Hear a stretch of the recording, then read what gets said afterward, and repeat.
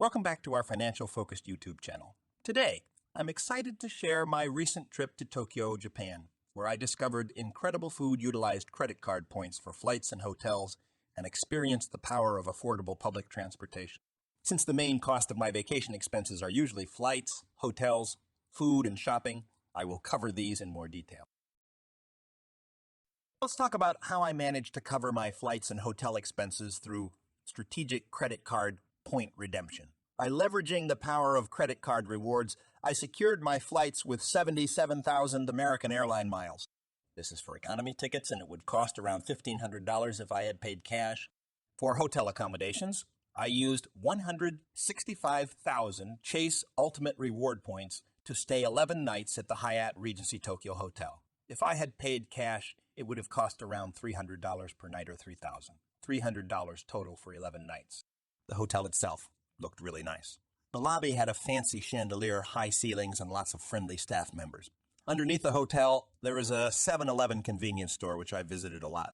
I bought my breakfast from there every morning. The room itself is pretty average. It looks a little dated, but it was clean. One interesting bit is that the bathroom has a bidet. It also has a mirror that is heated, so it never gets foggy from your showers or bath. A majority of my credit card reward points are earned from completing credit card sign-up bonuses. Cards such as the Chase Sapphire Preferred and Chase Ink business cards offer excellent opportunities to accumulate the valuable ultimate reward points.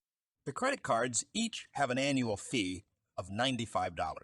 To get American Airline miles, I signed up for the Citi Advantage Platinum Select credit card and the Barclays Advantage Aviator Red MasterCard. Both of these had their annual fee waived, so I paid $0 to get the American Airline miles. Japan is well known for its craftsmanship and quality products. This is true even for its cuisine. Even the convenience stores had a good selection of ready-to-go food and drinks. They are so cheap as well. The convenience stores can be found on just about every block. In the store, you can find things like rice balls, sandwiches, snacks, desserts, and an array of refreshing drinks. All of these are usually around $1 to $2. Every morning, I'd get 2 rice balls and drink for about $5. For dine, in restaurants, there are many low-cost options.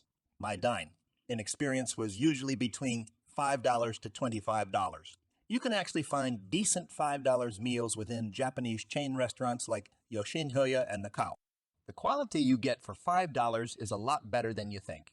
The $5 can get you soup, rice, and a couple of sizzling meat dishes. Regular dine.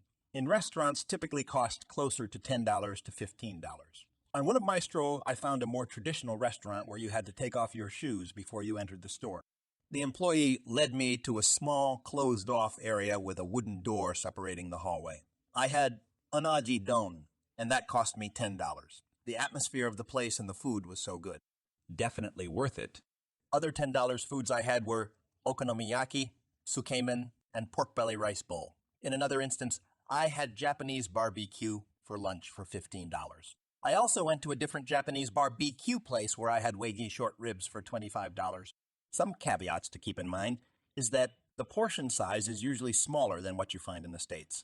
Despite that, I would estimate that food in Japan cost about half of what it would cost in the States. This could be due to Japan's no-tipping culture and the current exchange rate of use to yen. Eating in Japan is a really unique culinary experience.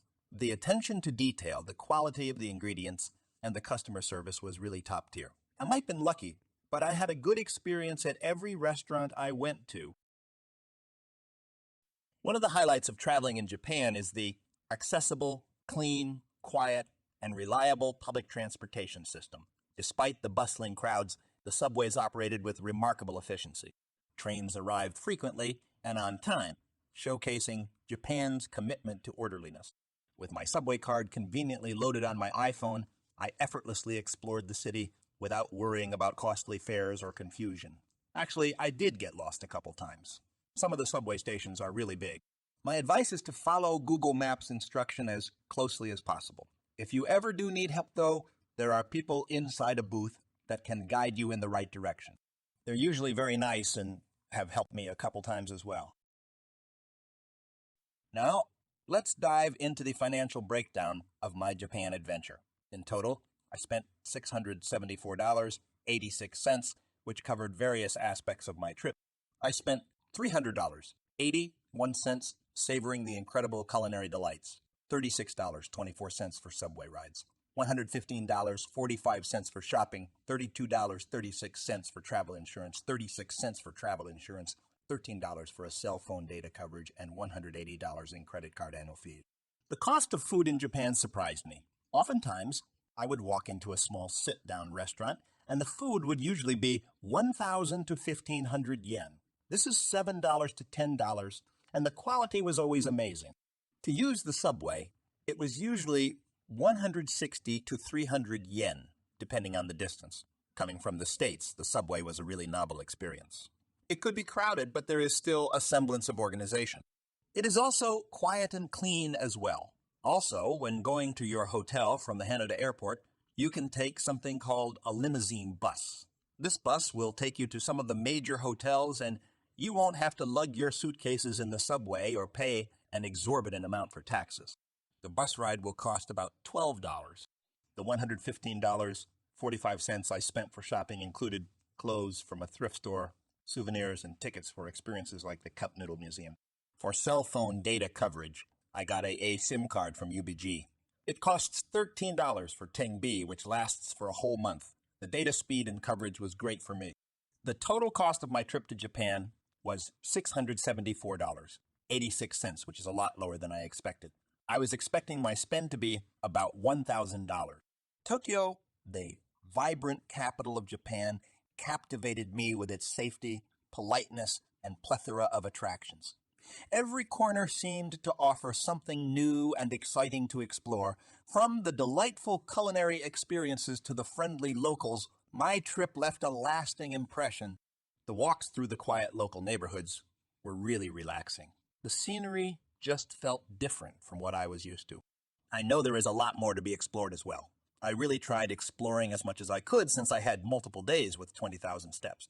If you're planning a similar trip, it would be advisable to get comfortable walking shoes. Now that I got a sneak peek, I am looking forward to my next trip to Japan already. In conclusion, my budget-friendly journey through Japan highlighted how financial savvy can enhance your travel experiences. By strategically utilizing credit card points for flights and hotels, indulging in affordable and delicious food, and navigating the efficient public transportation system, I was able to create unforgettable memories without breaking the bank. If you're considering a trip to Japan, I highly recommend exploring the financial opportunities available and planning your itinerary accordingly. I hope you found this video informative and inspiring. If you did, please give it a thumbs up and subscribe to our channel for more financial tips and travel adventures. Until next time, stay financially savvy and keep exploring the world.